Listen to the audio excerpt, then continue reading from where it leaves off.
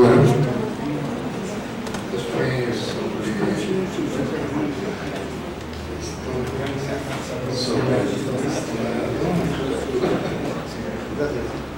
La primera de la sí, bueno, la primera pregunta que me hicieron estaba referida a la idea que planteé de que en realidad no hay un camino que garantice la llegada automática a una sociedad comunista. Es decir, Marx no habla de una idea destinal que está escrita por encima de la propia sociedad, por encima de los propios sujetos. Es decir, no hay un destino suprahistórico que va rigiendo a la propia historia. Eso es lo que traté de subrayar. Marx, estaba un poco apretado el texto, pero, es decir, Marx habla de la necesidad que tiene la sociedad del comunismo. Pues sobre todo expliqué que existe la necesidad de que desaparezca la contradicción entre la sociedad y la naturaleza, que se resuelva la contradicción entre el individuo y la comunidad, que existe la necesidad de que se resuelva la contradicción entre los hombres y las mujeres, que existe la necesidad de que la sociedad humana se deje de autoexplotar, convirtiéndose una parte en explotadora y la mayor parte en explotados, que existe la necesidad de que desaparezca el Estado, etc., que existen necesidades. Pero el hecho de que existan necesidades no es destino. Es decir, ninguna de estas leyes garantiza que vaya a caer sobre el planeta, que no vaya a caer nunca sobre el planeta Tierra un meteorito. Que acabe con el planeta, porque hay caído muchos que no han acabado con el Sí, exacto. Es decir, no, las leyes de la dialéctica, pues no, aunque establezcan necesidades, las necesidades han sido usualmente entendidas por el marxismo dogmático, el marxismo de manual, de una manera hegeliana, de una manera idealista. Las necesidades han sido entendidas como un destino, ¿no? Y estos destinos no existen. La posibilidad de resolver esas necesidades depende de nosotros mismos. Si la humanidad se aferra a la propiedad privada y no se mueve de allí, lo más probable es que desaparezca la vida en el planeta. La humanidad tiene que asumir las consecuencias negativas que tiene la propiedad privada, la explotación, la enajenación, la cosificación. Si no lo asume y gestiona un cambio revolucionario, nada nos garantiza la solución de los problemas. O para decirlo más sencillamente, una señora que ustedes vean en un lugar, una mujer pobre, pues tiene necesidades, tiene hambre, mucha hambre, ella, sus niños tienen gran... Pues las necesidades nos pueden permitir prever que pueda comer, pero en realidad nada garantiza que coma, se puede morir de hambre.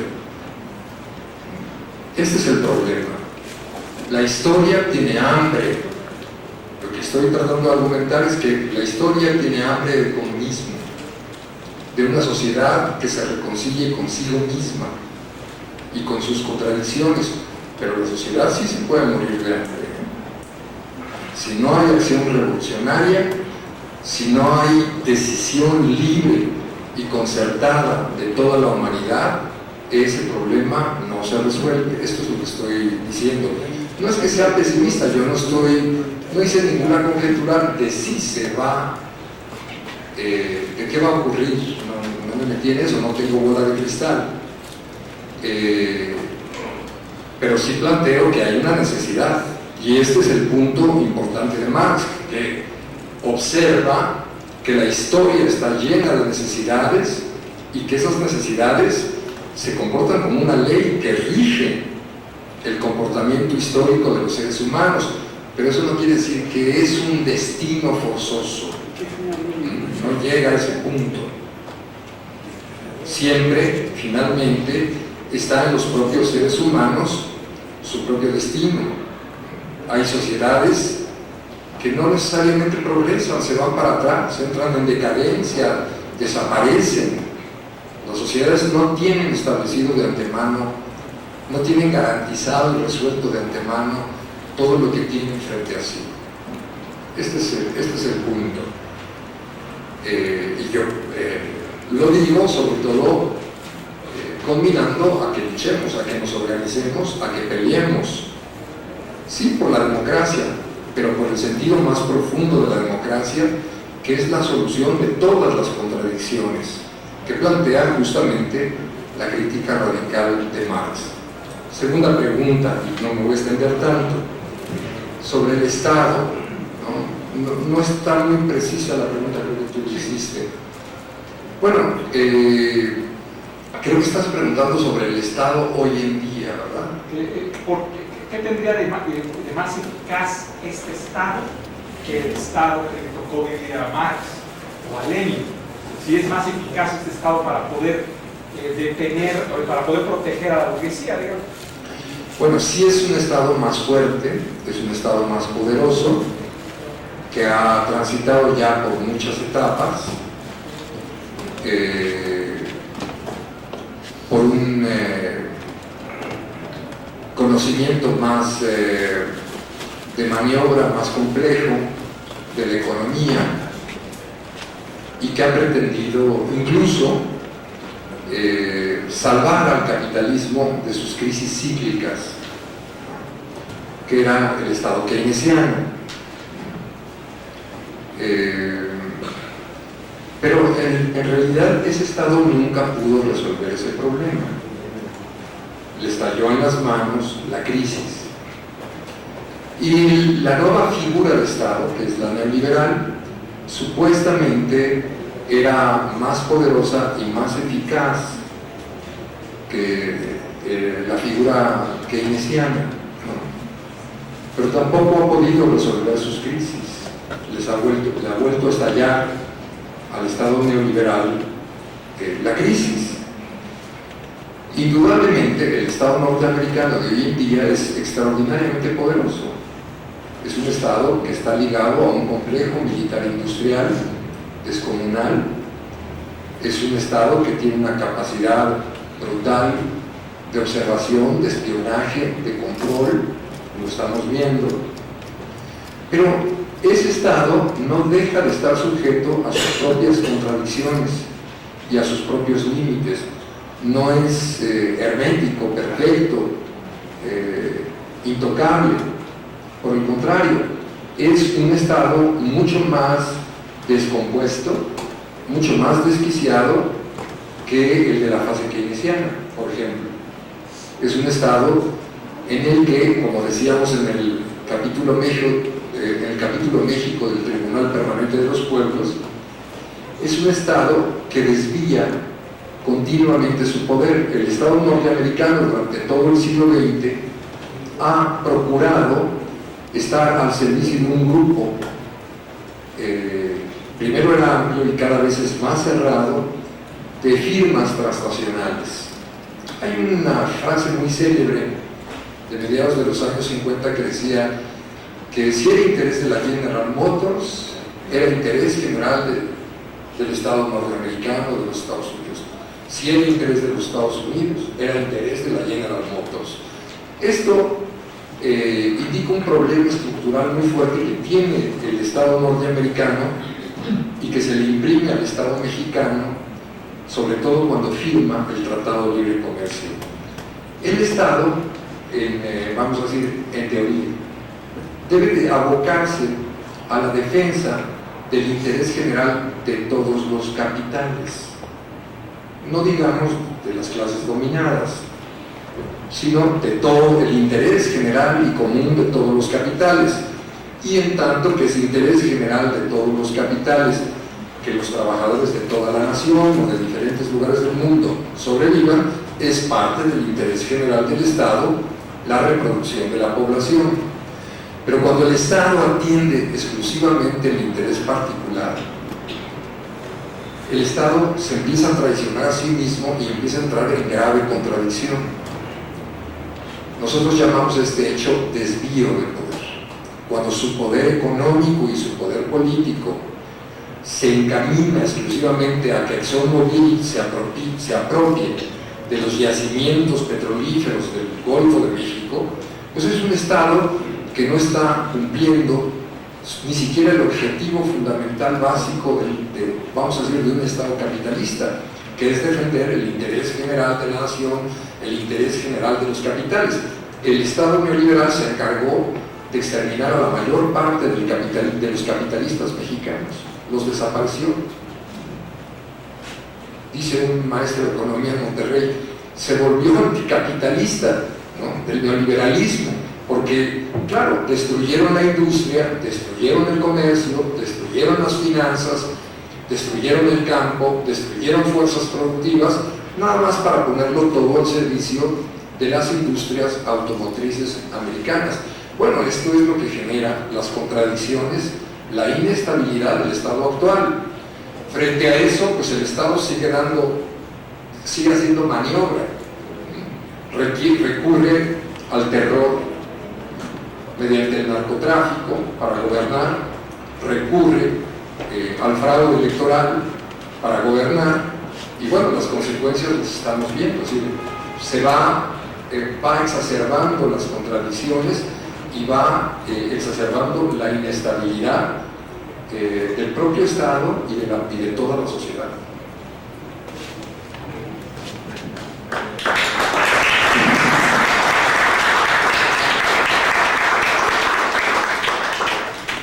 Bien, efectivamente la labor de Wenceslao Roses como traductor fue excepcional. Aquí Andrés Barrera tiene un texto que recupera mucho su biografía, el papel que desempeñó en España en la editorial Zenit. La editorial Zenit fue clave para la publicación de muchas obras, no solamente, digamos, de marxismo clásico, sino a pesar de estar ligada al mundo comunista, tradujo a trotskistas, tradujo a la oposición de izquierda, etcétera, etcétera, y eso llegó a México. Y Wenceslao Roses trajo a este país un conocimiento y una labor, no solamente como traductor, como curador, como divulgador del marxismo excepcional. Uno de los grandes divulgadores del marxismo en este país, lo que se piense de él, fue Vicente Lombardo Toledano. Toledano tuvo que leer El Capital, ¿sí?, en francés, 3 horas cada noche, con un diccionario al lado. Y él conoció las primeras obras de marxismo en inglés y en francés, lo que no era mucho decir, porque tampoco había muchas traducciones en aquella época, porque el lenguaje de la Internacional Comunista, como antes de la Segunda Internacional, era el alemán, ¿no?, y eso no estaba muy extendido en México, ¿no? Y les doy aquí unos datos muy interesantes sobre el libro que nos acaban de enseñar sobre esa traducción. Yo la tenía como en 47, pero esa primera edición tiró 5,000 ejemplares. En el 59, 12 años después, la volvieron a reproducir, otros 5,000 ejemplares. En el 65 volvieron a publicarla con 4,000 ejemplares, y en el 68, qué raro, otra vez se volvió a editar con 5,000 ejemplares. Durante la década de los 70, en la edición del Fondo de Cultura Económica, tiró 80,000 ejemplares, eso les da una idea. Y la traducción del siglo XXI de Pedro Escarón acabó tirando su primera edición en 10 años, publicó más de 40,000 ejemplares cuando estaba el primer tomo, el primer volumen de los 8 que tiene, ¿no? Las gentes que formaron el núcleo original del Partido Comunista no tenían la más absoluta idea de lo que era el marxismo. ¿no? Uno de sus primeros secretarios generales, ¿no? Ramírez, cuenta que él leyó el manifiesto del Partido Comunista en la Unión Soviética, ¿no? En otro idioma que no era el español. Lo que se conocía en México era básicamente traducciones, muchas de ellas mecanografiadas, del ABC del comunismo de Bujarin, del materialismo histórico de Bujarin, y lo que el periódico El Machete, el organizador colectivo, difundía. Un poco como para responder también a la última pregunta de si se puede ser marxista sin haber leído a Marx. Bueno, toda esa generación se reivindicaba como marxista, ¿no? Y hay una historia formidable nuestra, que es la historia del Partido Socialista del Sureste, con Felipe Carrillo Puerto, ¿no? Un partido que en sus dos congresos reivindica la escuela racionalista, reivindica el socialismo económico, reivindica la igualdad de las mujeres, que lleva a la primera mujer a ser diputada, que habla explícitamente del socialismo, que reparte la tierra y que reivindica un socialismo indiano antes que Mariátegui. Y dirán, bueno, Carrillo Puerto era marxista. Su hermano dice que leyó un resumen que había salido en una revista del tomo del primer capítulo del Capital. Bueno, su principal asesor en esas cosas, que era un slacker, un perezoso, así les llamaban a los gringos, que habían venido huyendo del involucramiento de Estados Unidos en la Primera Guerra Mundial. Robert Haberman fue su principal asesor. Hablaba de que él le contaba a Carrillo Puerto a cada rato sobre Marx y Engels, lo que ellos decían, lo que proponían, y en una de esas Carrillo Puerto le dice: oiga, ¿y por qué no se trae a esos muchachos aquí, les da un puesto como asesores? Bueno, pero ustedes tienen al mismo tiempo esa experiencia de socialismo radical en el marco de la Revolución Mexicana, formidable, con grandes conquistas. Eso es otra historia de otra plática. Nos plantean sobre las movilizaciones, las elecciones. No me quiero meter en esa discusión, pero no se ganan las elecciones con movilizaciones. El PAN nunca ha sacado a la gente a la calle, ¿no? Ya ganó 2 veces la presidencia, ¿no? Y en cambio, ¿no?, con grandes movilizaciones en el 2006, ¿no?, Andrés Manuel López Obrador le robaron las elecciones, si se quieren. Pero ¿saben ustedes cuántas casillas cubrieron en 2006? El 36%, según José Agustín Piquet. Y la maestra Delfina, que iba adelante, etcétera, etcétera, ¿saben cuántas casillas cubrió? El 52%. Entonces, quien quiera caminar por esa vía, quien quiera creer que por esa vía hay todavía mucho que hacer, bueno, que se ponga a cuidar las casillas, porque si no, les van a volver a ganar las elecciones en esa operación de Estado que ya está echada a caminar. No voy a meter a la discusión de la acumulación originaria, aquí los dejo. Por supuesto, yo sostengo que es más actual que nunca, ¿no? Estamos hablando de cómo se producen las relaciones capitalistas. Ese es el corazón, me parece, pero podremos discutir. Ese es el corazón del asunto. Eso está ampliando sobre todas aquellas áreas de la economía y de la sociedad que no tienen plenamente relaciones capitalistas. Pues el microcosmos, no voy a meter, los dejo aquí a los especialistas con eso. Y son Valentín Campa y Demetrio Vallejo parte del santoral laico del que hablaba. Por supuesto que sí, pues faltaba más, ¿no? Por más intolerantes que pueden haber sido los dos, ¿no? Bueno, los dos pasaron por el Partido Comunista, luego se fueron a poco, Valentín Campa regresó al Partido Comunista, ¿no? Ellos forman parte de toda esa generación de dirigentes sindicales, ferrocarrileros, que tan importantes fueron en la transformación de este país. Pero como muchos de ellos hay una variedad y una barbaridad de personajes que militan no solo en el viejo comunismo, ¿no?, en las filas del lombardismo, ¿no? Arturo Gámez, el formador de la guerrilla del Grupo Popular Guerrillero de Chihuahua, viene del Partido Popular Socialista, y toda una corriente de Partido Popular Socialista se pasó a la lucha armada. Por supuesto, ni hablar de todo lo que el trotskismo aportó a este país. Ahí está Rodolfo, que nos puede contar de eso con toda su trayectoria de lucha en el Magisterio, en la Parota, en tantos otros lugares más, ¿no? Entonces hay un sector laico amplísimo en este país que recuperar, de dirigentes obreros y no obreros, ¿no? Hay un libro, yo se lo recomiendo, que acaba de aparecer, de Óscar de Pardo, se llama La Rojería, ¿no? Muy interesante, un diccionario biográfico, pero es todavía mucho más amplio que eso. Ahí hay toda una historia que efectivamente hay que volver a hacer una historia nuestra, porque la historia de este país, una buena parte de la izquierda de este país se ha olvidado de esa historia, la ha echado para atrás.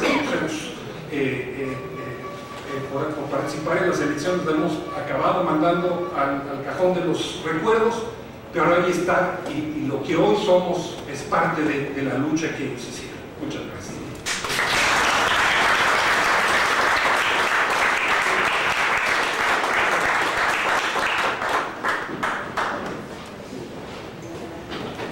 Bueno, agradezco mucho y creo que todos agradecemos sus preguntas, sus comentarios, sus sugerencias, pero que evidentemente no podemos responder a estas horas de la noche en estos momentos, ¿no?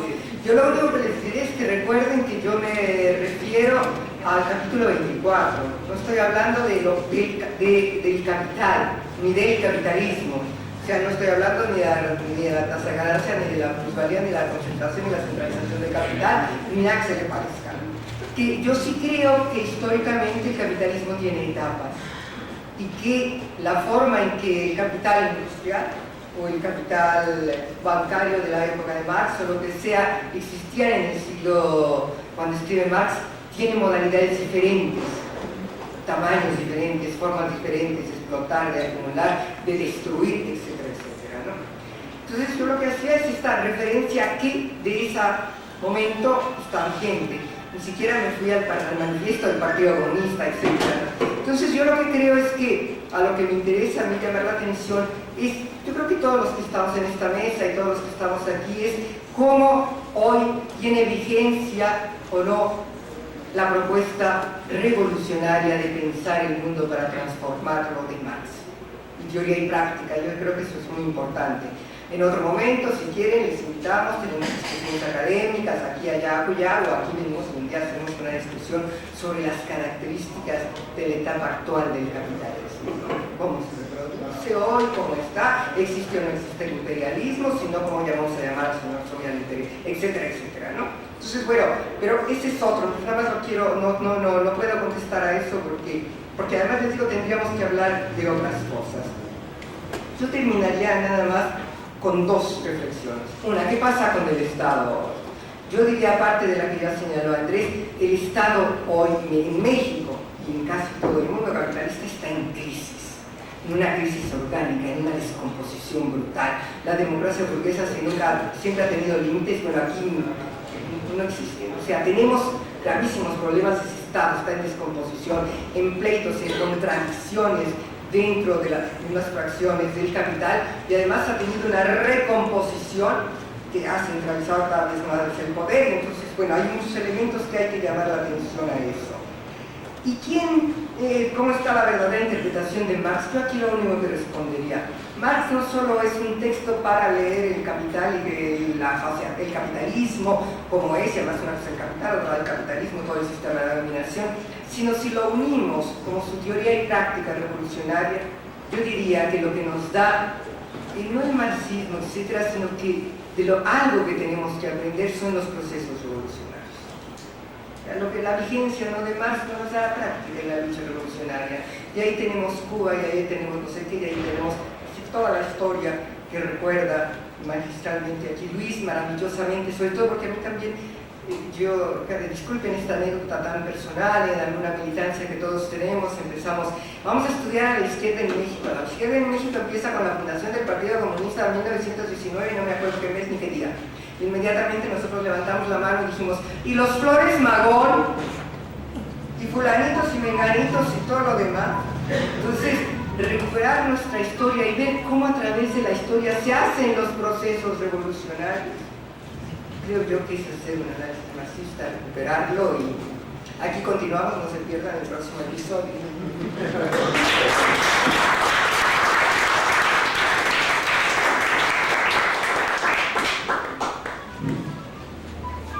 Bueno, me acuerdo de tres de las preguntas que me hicieron, voy a intentar contestarlas, y el que me hizo la cuarta o la quinta me dice, oye, pero yo no la contestaste, entonces ya puedo intervenir.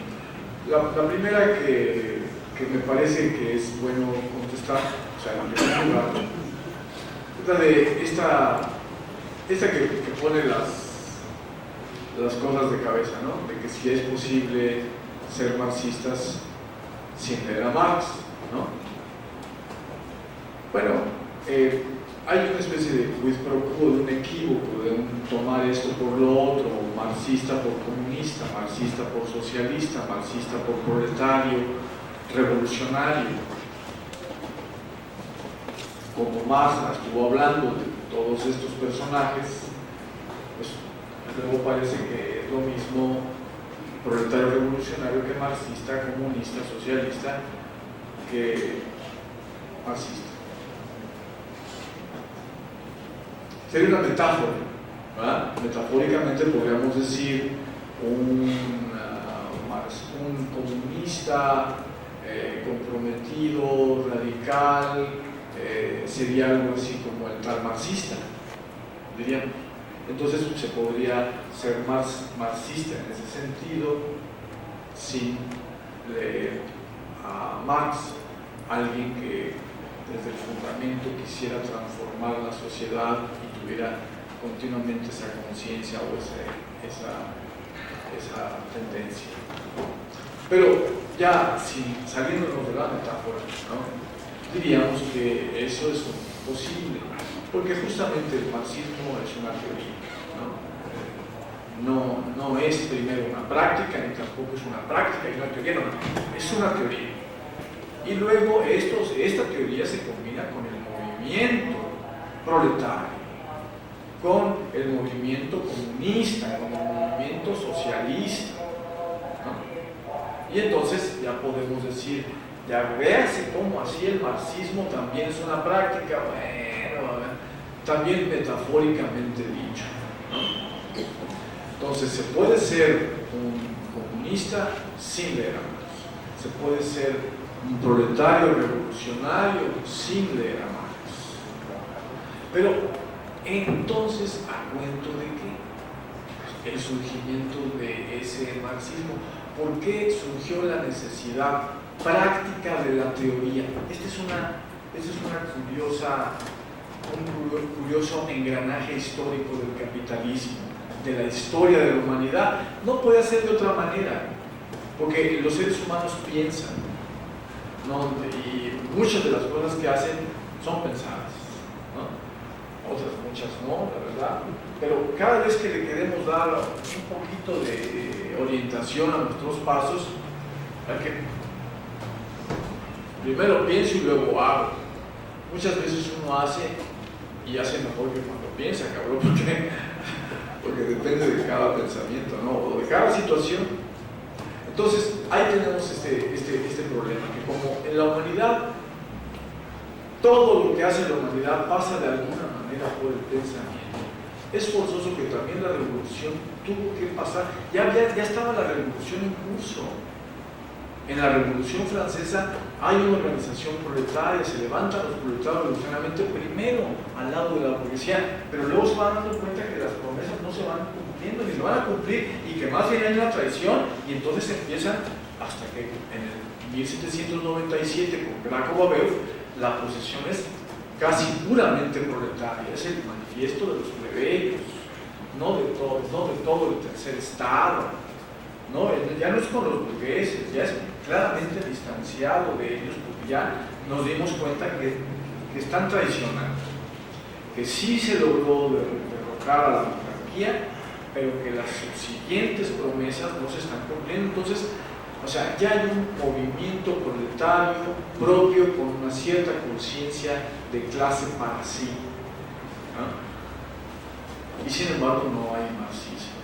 Se está desarrollando el comunismo propiamente proletario, no utópico, un comunismo práctico, ¿no? Que luego se alimentará de algunas utopías o se podrá alimentar posteriormente con posiciones socialistas utópicas.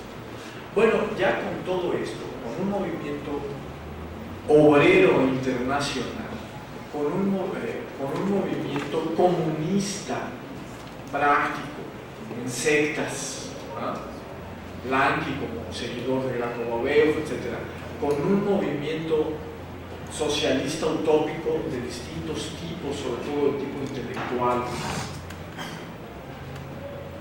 Ahora se tiene un panorama según el cual pues, la historia ha avanzado por diversos caminos intentando confrontar al capitalismo, y el capitalismo le rompe la madre al movimiento proletario práctico, y le rompe la madre al movimiento comunista, y le rompe la madre, le rompe la madre a las esperanzas de los socialistas utópicos. Ellos nos decían, yo soy socialista utópico, no, ellos son socialistas. Utópicos se lo decimos después. Bueno, entonces sus esperanzas se ven totalmente revocadas. ¿Qué está pasando? Hay una trabazón. El movimiento prácticamente no puede avanzar. Y sin embargo, sigue habiendo explotación, sigue habiendo despojo, sigue habiendo una acumulación originaria generalizada, combinadas. Sigue habiendo sufrimiento, enfermedades, y sin embargo el movimiento no avanza. Bueno, entonces en ese momento se convierte en una necesidad práctica del movimiento el desarrollar la teoría.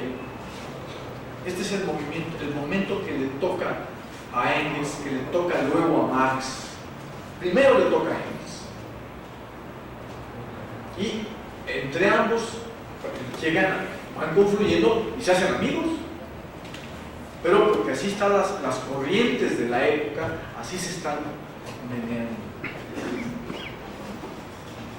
Y no es en Italia, y no es en Inglaterra, y no es en Francia, es en Alemania. Simplemente porque ahí las cosas se mueven primero en la cabeza y luego en la práctica, dicen metafóricamente porque más en algún momento, siguiendo a Heinrich Heine. Ya se había notado este peculiar división del trabajo internacional que le había tocado a Alemania jugar a nivel de la cultura, de la política, etc. Bueno, entonces ahí tenemos que estos hombres desarrollan el pensamiento, tienen que discutir con Hegel, tienen que discutir con Kant. Sí, pero ahora estas discusiones de tipo intelectual están completamente trabadas con la miseria, con la explotación de los obreros, que ya empiezan a generalizarse en distintos lugares de Alemania. Y la burguesía, al frente de estos obreros, o sea, teniéndolos coartados, cohesionados, se trata de enfrentar tibiamente con el absolutismo crucial. Entonces, es bajo estas condiciones ambivalentes, capitalistas, semicapitalistas, feudales, muy fundamentalmente feudales en Alemania, que se vuelve una necesidad práctica para todo el movimiento, no solo alemán, sino para todo el movimiento internacional, el que haya una teoría que ponga las cosas en orden, ¿no? Hay mucho de los filósofos griegos y de los filósofos franceses en los socialistas utópicos. Hay mucho de la ilustración en el movimiento comunista de Graco Babeuf, hay mucho de cristianismo comunista de las comunidades cristianas primitivas. Hay pensamiento, pues, en estos movimientos prácticos y en todo el movimiento proletario revolucionario empiezan a desarrollarse diversos pensamientos, pero no suficiente. No son suficientes las filosofías heredadas, no son suficientes los socialismos utópicos decimos ahora, o se decían ya en la época de Marx y Engels. Y no es suficiente el pensamiento que espontáneamente brota de la lucha, que muchas veces es perfectamente correcto. No siempre es solo tardeunionista o sindicalista, o solo por la lucha económica. Bueno, pero es necesario, dado que el capitalismo también va creciendo. Estaba sobre todo en Inglaterra, pero no se empieza a extender, se empiezan cada uno de los estados, no solo el capitalismo, no solamente la burguesía crece, sino que los estados se van volviendo capitalistas. Ahora se obliga a un pensamiento que tenga que manejar este conjunto de factores, este conjunto de contradicciones, este conjunto de complejidades.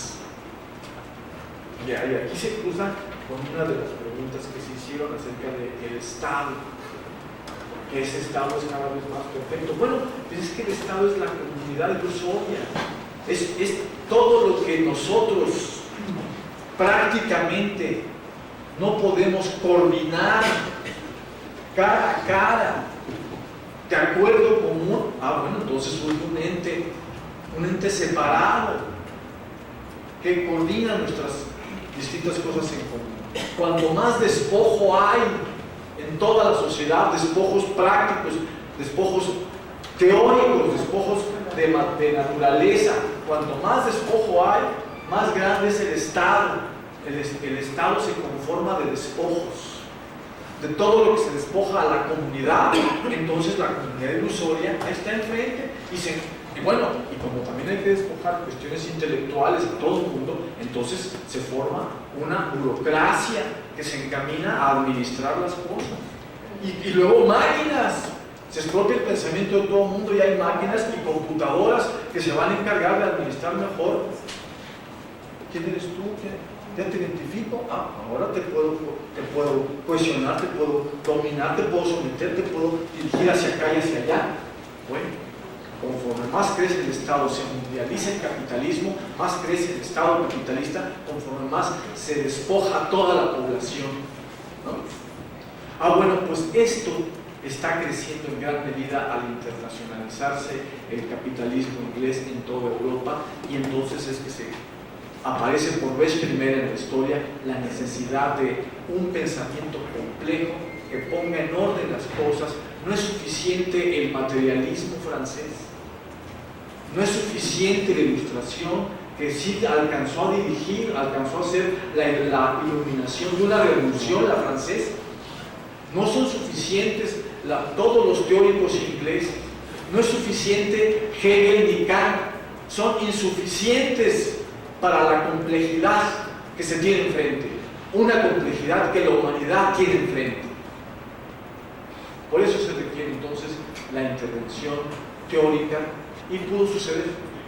Estaban las condiciones dadas y se requería quien le pusiera el cascabel al gato, ¿no?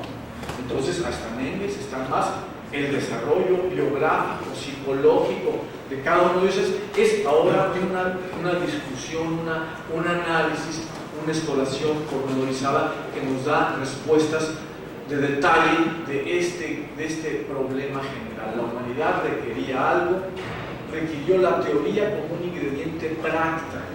Bueno, eso tiene que ver mucho con la pregunta que le hicieron a Andrés acerca de, oye, ¿la revolución para nunca?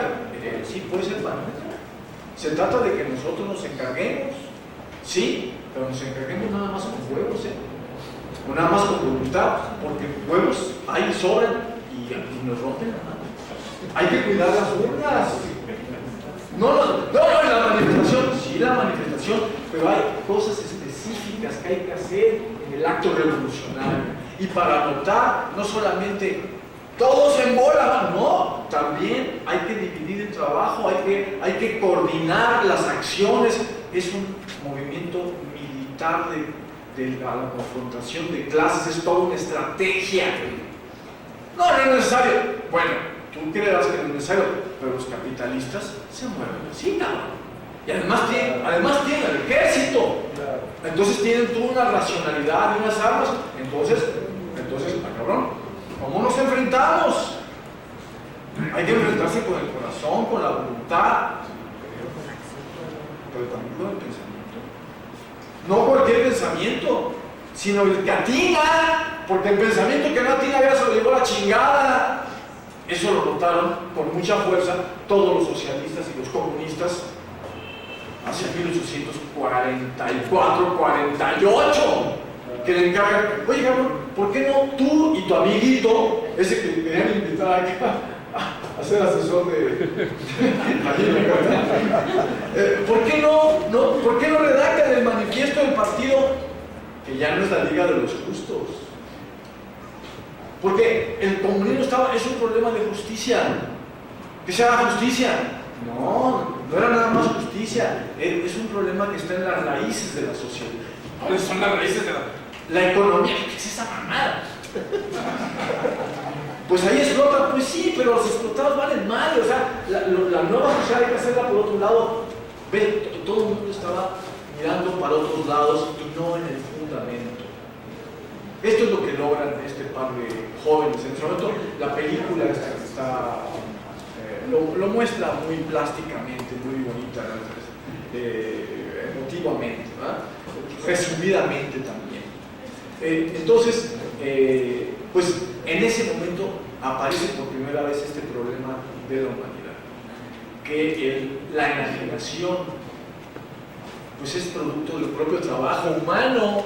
Así es que conforme más trabajamos, más pinche enajenación crece, más difícil se nos pone todo, más crece el Estado, se nos enfrenta, nos controla, más veces el capitalista nos explota, nos paga con lo que nosotros trabajamos. Todo esto hay que darse cuenta, porque si no uno cree que nada más es un problema de injusticia o de distribución de la riqueza. No, cabrón, ¿y quién la produce? El tema de la distribución de la riqueza es el olvido de que hay quien produce la riqueza pero es enajenada. Este tema de la enajenación es fundamental. Y el que más diga, la sociedad capitalista es la sociedad de la enajenación absoluta. Esto es terrorífico. Y por primera vez se tuvo una noción plástica de este evento hacia 1924 con Kafka, con una pinche enajenación absoluta que soy un pinche animal, soy un escarabajo, y luego la ascensión al castillo, y luego el proceso de que continuamente me hacen objeto las distintas burocracias, esta manipulación absoluta del individuo, del ser humano, en fin. Y luego para nosotros, mucho tiempo estuvo prohibida la obra de Kafka en la URSS, porque estaba diciendo de qué les dolía, ¿no? Y para nosotros, no solamente hay todo lo que le pasaba a Kafka y todo lo que pasó en la Unión Soviética y en los distintos países, en el nazismo, sino además la hecatombe nuclear en sí, y además la destrucción ecológica del planeta. O sea, la idea de que es posible el hambre de la historia de hacer la revolución, ahí está, pero a lo mejor no la hacemos, cabrón. Entonces es muy importante darse cuenta de que, imagínate, cuántas veces ya van 2 elecciones que se robaron las urnas, ¿no? Y cuánto tiempo tarda el pueblo de México en decir, ¿por quién hay que votar? No, pero nadie es muy inteligente, cabrón. Y por ahí, no, pinche, pinche populista, o sea. Y esa, pues es una salida mínima para el pueblo de México. Es la migaja que el imperialismo norteamericano podría darle al pueblo de México. A ver, cabrón, ¿qué tal que ahora le toque a AMLO, cabrón? Vamos a ver qué.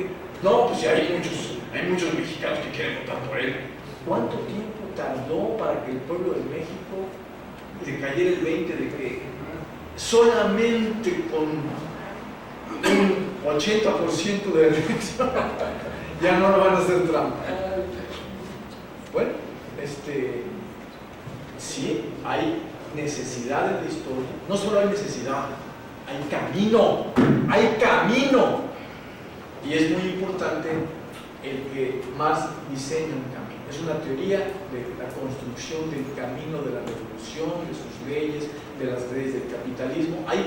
No solamente hay necesidad, hay camino, pero no hay garantía. Como dicen muy bien, no hay garantía. Eso depende de nosotros y depende de que leamos mucho y de que destruyamos todas las pendejadas que tenemos en la cabeza y luego las que nos meten. Es algo que nosotros tenemos que ver una necesidad práctica, el ser de otro punto modo, comer de otro modo, ser de otro modo, amar de otro modo, relacionarnos con las mujeres de otro modo, relacionarnos con todo de otro modo, también pensar de otro modo y ver de otro modo. Y eso está puesto en cuestión. Ahora está puesto en cuestión más que nunca. ¿Que Marx es vigente? ¡Claro! ¿Sí?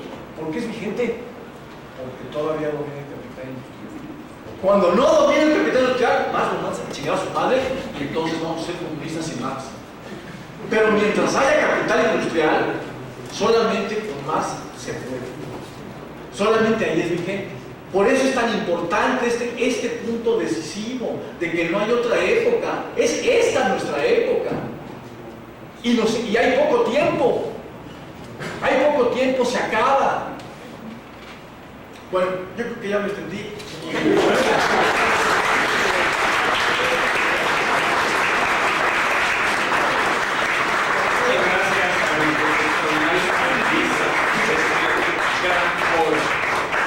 Rápidamente un par de avisos. Antes de que se vayan, por favor, miren, esta es la primera actividad que se hace del Bicentenario. La actividad más grande, más importante, es el mero día, o sea, el 5 de mayo. Nos vamos a reunir en el Jardín Hidalgo, allá en la Plaza de Coyoacán, desde la 1 de la tarde. Va a haber varias conferencias. Ahí va a estar la segunda parte que no expuso Luis Hernández Navarro, nomás expuso la cuarta parte de lo que traía preparado. Ahí va a estar Adolfo Gili, va a estar Luis, va a estar Gabriel Vargas Lozano y su servidor, pero va a haber más compañeros desde la 1 de la tarde, y también va a haber actividades en diferentes escuelas. En la Facultad de Economía este jueves 3, ahí va a estar Julio Bolvini, Edu Velasco y Analicia Peña. El lunes 7, de hoy en 8, en Ciencias Políticas y Sociales, van a estar Lucio Oliver, Horacio Crespo, Alejandro Gálvez. El martes 8 va a estar en la UAM Xochimilco, va a estar presente Armando Bartra, Enrique Dussel.